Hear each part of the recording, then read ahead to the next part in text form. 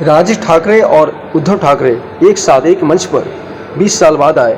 सभी मराठी और मुंबईकर काफ़ी खुश हुए, लेकिन जिस तरह कुछ घटनाएं घटित हुई हैं, आम जनता परेशान हो रही है मराठी भाषा को लेकर, और उससे जो रोष पैदा हुआ, सरकार चिंतित है।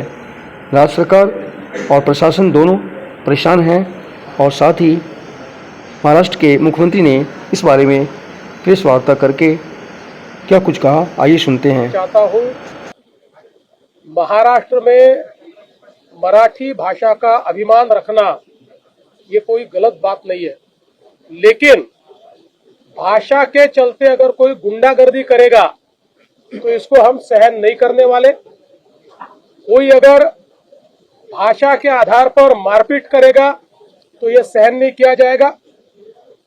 जिस प्रकार की घटना हुई है उसके ऊपर पुलिस ने एफआईआर भी किया और कार्रवाई भी की है, और आगे भी अगर कोई इस प्रकार से भाषा का विवाद करेगा तो उसके ऊपर कानूनन कार्रवाई होगी।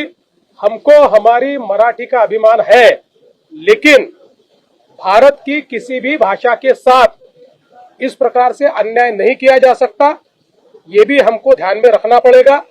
और मुझे तो कभी कभी आश्चर्य होता है कि ये लोग अंग्रेजी को गले लगाते हैं और हिंदी के ऊपर विवाद करते हैं। ये कौन सा विचार है और ये किस प्रकार की कार्रवाई है? इसलिए इस प्रकार से जो लोग ऐसा कानून हाथ में लेंगे, इनके साथ कड़ी कार्रवाई की जाएगी। देखिए, मीरा रोड की घटना के तुरंत बाद एफआईआर भी दाखिल हुआ और कार्रवाई भी हुई है। इस प्रकार से कोई भाषा के आधार पर गुंडागर्दी करेंगे तो हमारी सरकार उनको छोड़ेगी नहीं, उनके ऊपर कार्रवाई करेगी। मैं वापिस कह रहा हूँ, स्वभाषा का अभिमान होना चाहिए, मातृभाषा का अभिमान होना चाहिए, पर उसको आगे करके अगर कोई गुंडागर्दी करेगा तो सहन नहीं किया जाएगा। मराठी लोगों का तूफान खड़ा होगा और सरकार को अरे भाई, उनके मन में एक प्रकार से ये भावना है कि वही मराठी है। वो मराठी थोड़ी, हम भी मराठी है, हमको भी मराठी चुन कर देते हैं। हमको जो इतने वोट मिले, 51% मराठी लोगों ने वोट दिए, इसलिए केवल वो मराठी नहीं है, उनमें मन से संशय निकाल देना चाहिए। मराठी हमारे पीछे है और हमारे साथ रहेंगे।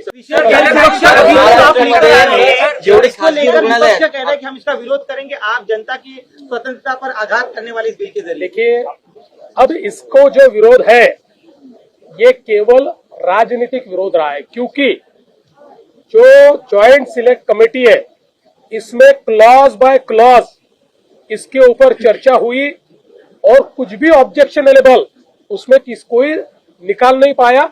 हाँ, कुछ 2-3 उन्होंने चेंजेस मांगे थे, वो कर दिए हमने।